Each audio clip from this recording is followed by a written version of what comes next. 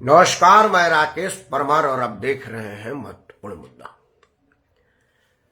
मित्रों, आज का महत्वपूर्ण मुद्दा है कि कांग्रेस ने भारतीय जनता पार्टी के नेतृत्व परिवर्तन से प्रभावित होकर के नेता परिवर्तन का प्रयास किया है।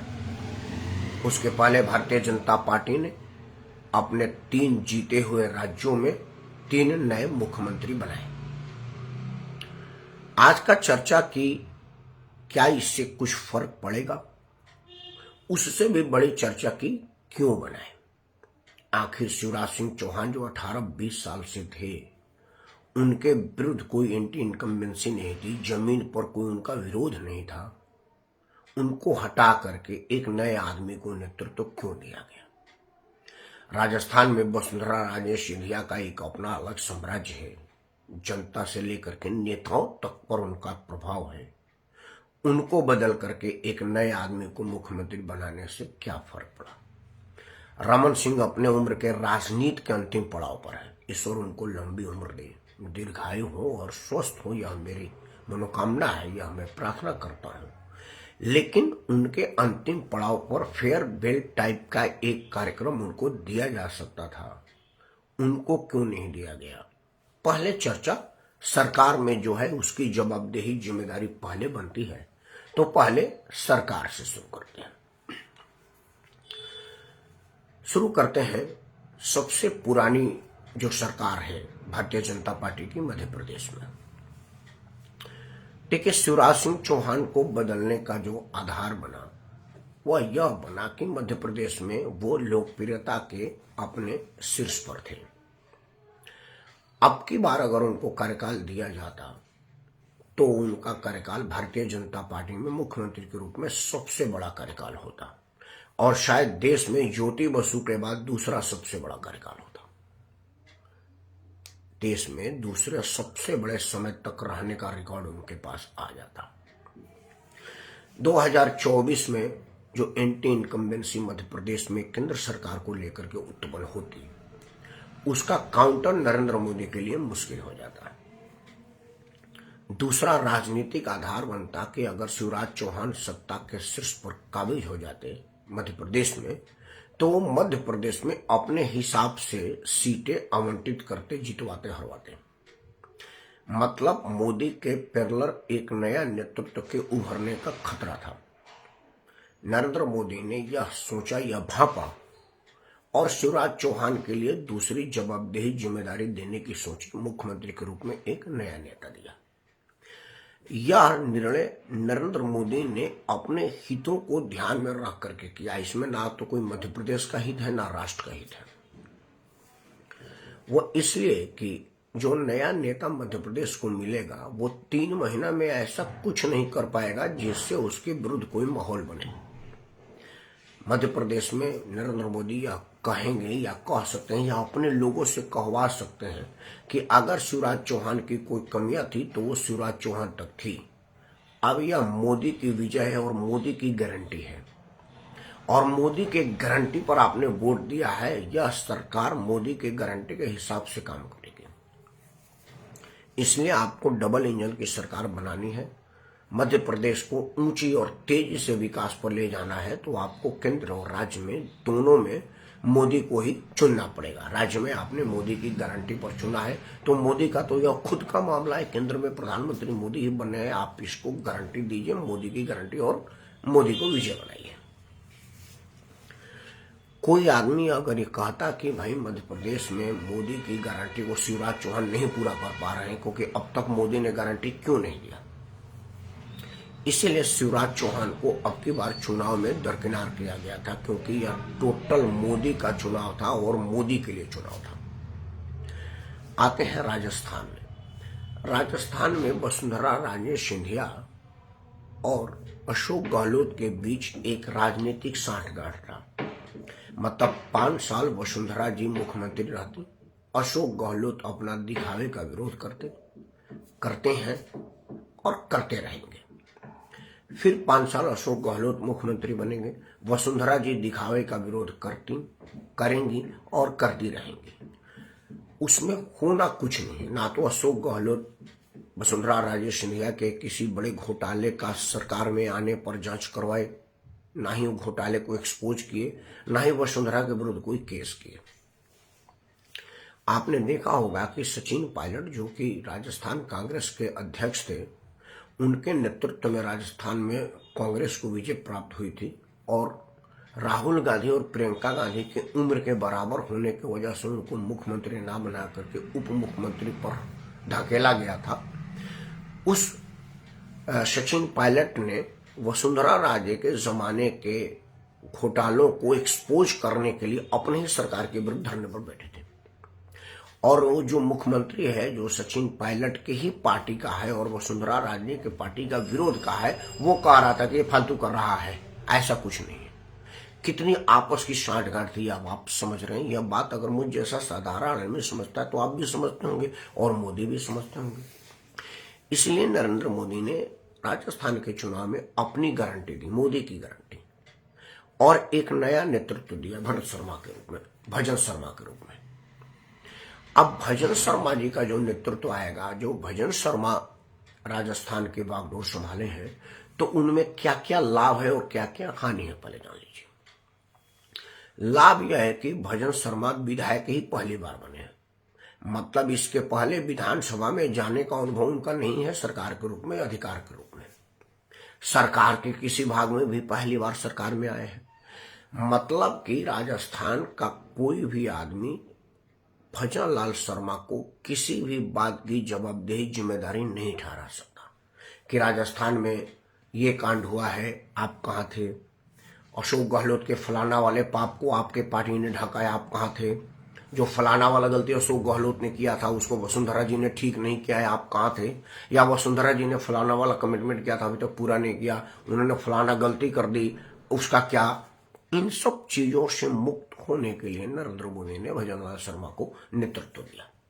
अब उसमें होगा क्या कि भजन लाल शर्मा विधायक ही पहली बार बने हैं, मुख्यमंत्री पहली बार बने हैं, सरकार में ही पहली बार आए हैं, तो उनके ऊपर पुराने सरकार की किसी भी जिम्मेदारी जवाबदेही की गारंटी नहीं दी जा सकती। आप उनसे नहीं पूछा जा सकता कि वसुंधरा जी ने जो गलती किया उसका जिम्मेवार कौन, क्योंकि वो ये कह सकते हैं कि देखिए मैं तो विधायक ही पहली बार बना हूं, मुख्यमंत्री पहली बार बना हूं, सरकार कैसे चलाते ये मैं पहली बार नजदीक से जाना हूं। पहले मैं एक कार्यकर्ता के रूप में सरकारी काम करवाने के लिए, सरकार पर दबाव बनाने के लिए अफसरों के यहाँ और मंत्रियों के यहाँ दौड़ा लगाया करता था। तो सदन को बाहर से देखना और सदन को अंदर से देखने में बड़ा अंतर होता है। सदन को बाहर से तो मैं भी जयपुर वाला देखा, लेकिन अंदर से अधिकृत नहीं था मैं, तो अंदर का काम और बाहर के काम में अंतर होता है। और राजस्थान की जनता ये सोचेगी कि हाँ ठीक कह रहे हैं भजन लाल शर्मा जी तो पहली बार आए हैं, इनको तो मौका दिया जाए। और 3 महीना में केंद्र के चुनाव के लिए मतदान होगा, मतलब मार्च अप्रैल मई में चुनाव हो जाना चाहिए। 26 मई तक तो 28 मई तक तो लास्ट कार्यकाल ही है। पिछला वाला सरकार 14-15 मई को शपथ ली थी, उसके पहले वाला भी 16 मई को शपथ ली थी, तो इसको भी मई में शपथ लेगी। तो मई में शपथ लेगी मतलब मार्च से चुनाव शुरू हो जाएगा। इतना बड़ा राज्य है, 2 महीना 1 महीना तक चुनाव चलेगा। तो अभी दिसंबर का एंड होने जा रहा है, मतलब जनवरी, फरवरी और मार्च 3 महीना में भजन लाल शर्मा के पास ऐसा कोई जादू की छड़ी नहीं होगी कि वो राजस्थान में कुछ कर दें।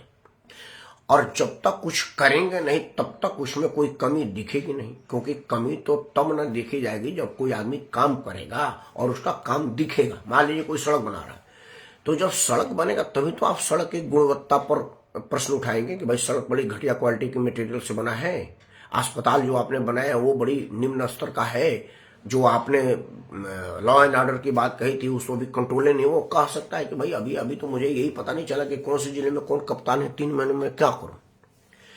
तो जो एंटी इनकम्बेंसी राजस्थान सरकार के प्रति या वसुंधरा राजे के प्रति राजस्थान के जनता के दिमाग में उपजी होगी, उससे भारतीय जनता पार्टी और नरेंद्र मोदी बिल्कुल मुक्त हो गए और उसे ऊपर उठ गए हैं। मतलब 3 महीने के बाद जो चुनाव होने वाला है वो मोदी के गारंटी पर मोदी के लिए होगा। उसमें राजस्थान के अशोक गहलोत और वसुंधरा राजे सिंधिया के किसी भी जिम्मेदारी की जवाबदेही वर्तमान सरकार पर नहीं होगी। ये बहुत फुल प्रूफ और सोचा समझा रणनीति के तहत से लिया गया फैसला है। आते हैं रमन सिंह पर। रमन सिंह पर तो मैं पहले ही कह चुका था कि छत्तीसगढ़ में भाजपा की सरकार ही इसलिए बन गई कि वहां पर भाजपा का कार्यकर्ता मजबूत था। अगर, हाँ जी नमस्कार, भाजपा का कार्यकर्ता अगर मजबूत नहीं होता तो छत्तीसगढ़ में भाजपा का सरकार नहीं बन पाता, क्योंकि रमन सिंह पूरा 5 साल तक घर में सोए थे। उनको तो यह भी पता नहीं था कि मुझे टिकट मिलने वाला है और मैं चुनाव में आऊंगा भी। पता न किसी ने कहा या खुद अंत समय में सक्रिय हुए और चुनाव भी लड़ गए। तो जो आदमी बिल्कुल खेल के अंत में आएगा वो खेल पर प्रभाव और दबाव नहीं बना पाएगा, यह स्वाभाविक है। रमन सिंह को यह बात का पता था कि हमको कुछ मिलने वाला नहीं है। पूर्व मुख्यमंत्री हैं तो उम्मीद पाले बैठे थे कि हो सकता है छीका हमारे भाग्य में टूट जाए, लेकिन हुआ नहीं। वहां पर एक नए आदमी को नेतृत्व दिया गया और रमन सिंह के लिए और फेयरवेल की कोई कार्यक्रम होगा। हो सकता है रमन सिंह को कोई गवर्नर बना दे, लेकिन मुझे मुश्किल लग रहा है। न रमन सिंह राजपूत है और नरेंद्र मोदी राजपूत विरोधी है। राजपूतों के लिए कोई भले की काम, कोई वेलफेयर का काम कभी भी नरेंद्र मोदी सोच नहीं सकते हैं, सोच नहीं पाते हैं।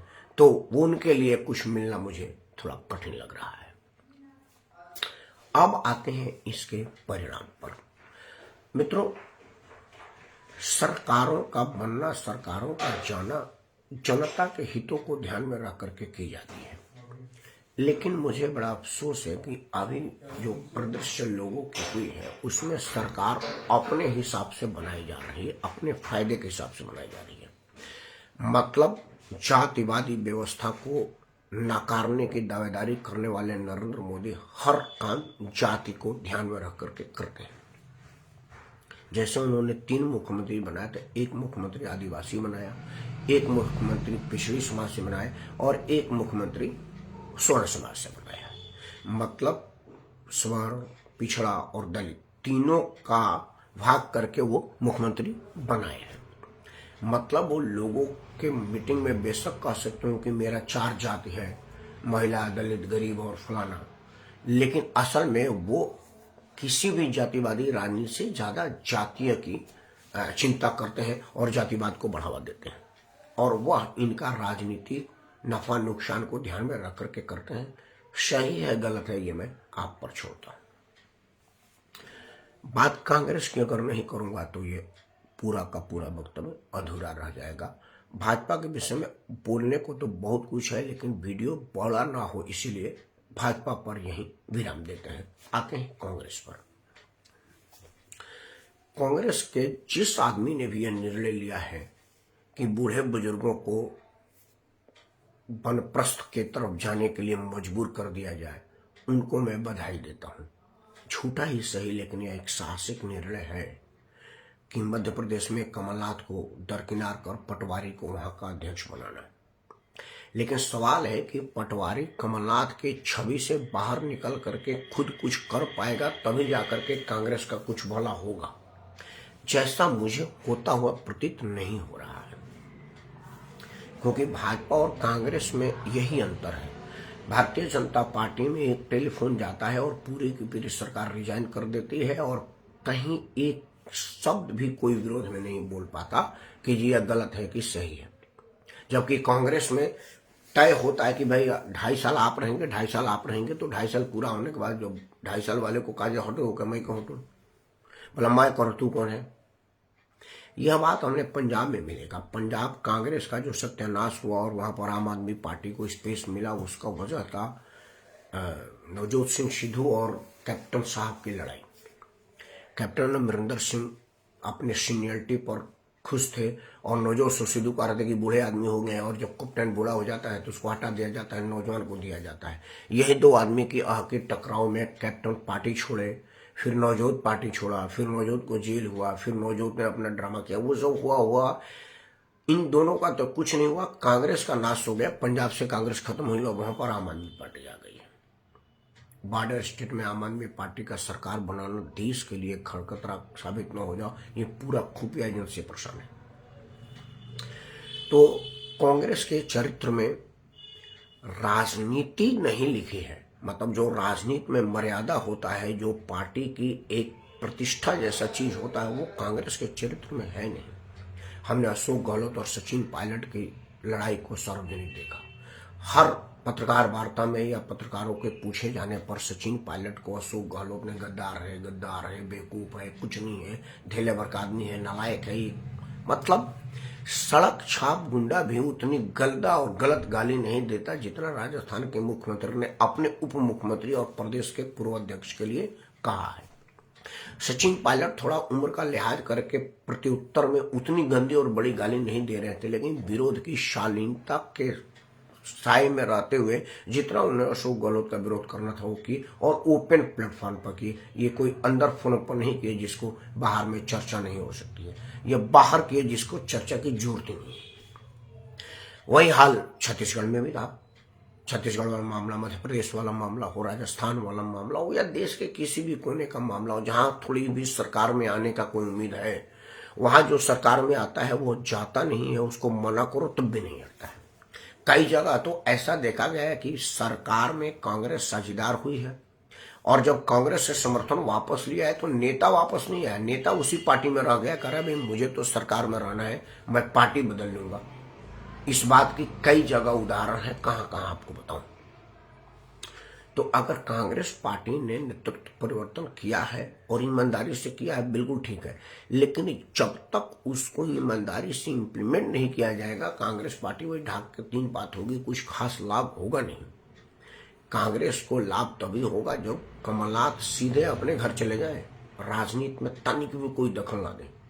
अगर मेरा बात कांग्रेस अध्यक्ष सुन रहे हो तो वो अपने आका को यह बता दें, क्योंकि राहुल गांधी तो सुनते नहीं है, वो तो बेचारे इस टाइम दूसरे मूड में होते हैं। हमारी बात कहाँ खड़गे, मल्लिकार्जुन खड़गे से मैं उम्मीद कर सकता हूँ कि वो राजनीतिक आदमी हो सकता है, वो बात सुने। और मैं अभी वर्तमान में दिखावे के ही सही अध्यक्ष तो खड़गे साहब ही हैं। तो खड़गे साहब को मैं ये बताना चाह रहा हूँ कि खड़गे साहब, अगर आप चाहते हैं कि कांग्रेस उठे तो पूरे देश भर में जितने ये 60 वर्ष के 70 वर्ष के ऊपर वाले कांग्रेसी हैं, इन सब लोगों के लिए बनारस में एक घर बनवाइए और वहां पर भजन करवाइए, या हरिद्वार में एक मल्टी स्टोरी बिल्डिंग बना दे। पैसे की कमी आपके पास नहीं है, और अगर कुछ फंड की कमी आ रही है तो जो झारखंड वाला है आपका राज्यसभा सांसद है, उसे एक आध बोरा ले लीजिए। पैसे की तो उसके पास कोई कमी है नहीं, अभी तो जांच में आ रहा है। उसको बोलिए कि भाई हरिद्वार में, कच्छ में, रामेश्वरम में, बनारस में, काली घाट में, मतलब कोई एक रमणीय स्थल पर, तीर्थ स्थल पर एक बढ़िया सा मल्टी स्टोरी बिल्डिंग बनाया जाए, 4-5 सेवादारों को तनख्वाह पर रखा जाए, और इन सब लोगों को बुला दे भाई आप अंतिम समय में भजन करिए। क्योंकि भारतीय संस्कृति जो पहले थी उसमें यही कहा जाता कि अंतिम वर्ष नृपकानन जाहि, मतलब अंत पहर जब होता है उसमें राजा बन को जाते हैं, और नहीं तो एक तकिया लेवे तो वो है नहीं। लोग बताते हैं गांव में हमारे कि अंतिम पर नृपकानन जाहि, नहीं तो काणल जाहि। काणल भोजपुरी का मतलब होता है कुटाई करना। मैं ऐसा कह नहीं रहा हूं, भोजपुरी में है कि या तो आप कानन जाइए या काणल जाइए, या तो आप वन में जाइए या पीटे जाइए। बुजुर्गों के लिए यह कहना मेरे लिए अशोभनीय लगता है, मैं क्षमा चाहता हूं खुद से भी और आप सबसे भी, लेकिन सच्चाई यही है कि कांग्रेस के आका राहुल गांधी, सोनिया गांधी और प्रियंका गांधी को यह चाहिए कि जो भी 60-70 के ऊपर के कांग्रेसी हो उनसे मुक्ति पावे और नए खून को फ्री हैंड दें। मतलब ये नहीं है कि आप उनको मैदान में उतार दीजिए और उनके पांव में रस्सी डाल कर अपने हाथ में कंट्रोल रखिए, वो दौड़ नहीं पाएगा, वो रस्सी में उलझ के रह जाएगा, जैसा कांग्रेस उलझती हुई दिख रही है। और एक सुझाव दे देता हूं नया जवानों को, जिनको कांग्रेस की राजनीति करनी हो, जो लोग राहुल और प्रियंका गांधी की उम्र के बराबर होंगे कृपया कांग्रेस में जाने का प्रयास ना करें, क्योंकि आपके लिए वहां पर कोई सीट सुरक्षित नहीं है, बल्कि कोई सीट उपलब्ध नहीं है, क्योंकि आप राहुल प्रियंका की उम्र के बराबर हैं और राजनीति में उनके लिए खतरा हो सकता है। जैसा नरेंद्र मोदी अपने लिए राजनीति में खतरा की आशंका मात्र मान लेने वाले मुख्यमंत्रियों को दरकिनार कर दिया, नेताओं को साइडलाइन कर दिया, यह राजनीति की फर्ज है। उसी तरह से राहुल गांधी, प्रियंका गांधी की माता जी राहुल प्रियंका के उम्र के आसपास के लोगों को पहले से साइडलाइन कर रही है, चाहे वो जगन मोहन रेड्डी हो या सचिन पायलट हो या और। तो बाकी के जो नया कांग्रेसी हैं, जो 20-22 साल के बच्चे हैं, वो कांग्रेस ज्वाइन कर सकते हैं, क्योंकि उनकी उम्र राहुल और प्रियंका की उम्र को मैच नहीं करेगा। उनके लिए हो सकता है कोई गुंजाइश बन रहा हो। अंत में मैं आपको एक ही बात करूंगा कि हांडी में चावल पक रहा है या क्या पक रहा है यह महत्वपूर्ण नहीं है, कैसे पक रहा है यह महत्वपूर्ण है। क्योंकि अगर समय से उसमें पानी और स्टीम का ध्यान नहीं रखा जाएगा तो हांडी भी जलेगी और हांडी में पड़ा हुआ चावल भी जलेगा। नेतृत्व चाहे जिसका हो, उसका जो बैलेंस है वो बना रहना चाहिए। भारतीय जनता पार्टी अभी शासन में है, केंद्र राज्य संबंधों के साथ साथ बुजुर्गों का सम्मान अगर नहीं करेगी तो नुकसान उठा सकती है। क्योंकि सारे बुजुर्ग अकेला दम पर बेशक कुछ ना कर पाए, लेकिन सारे अगर मिल जाएंगे तो बहुत कुछ कर सकते हैं। इन्हीं आशंकाओं को आपके सामने रखते हुए मैं आपसे यह प्रार्थना करता हूं कि जब आप मतदान पर जाएं तो सभी पहलुओं पर विचार करके मतदान करें, क्योंकि मतदान आपका अधिकार है और ये जितनी कवायद है वो आपके मतदान को अपने पक्ष में करवाने के लिए ही है, चाहे सरकार बदल के या अध्यक्ष बदल के। लेकिन आप मन बदल करके मतदान मत करिएगा। जिसको मन करे उसी को दीजिएगा और मन उसी पर जमाइएगा जो आपके मन माफी काम करे, आपके हितों के काम करे, आपके लिए काम करे। जय हिंद, वंदे मातरम, भारत माता की जय।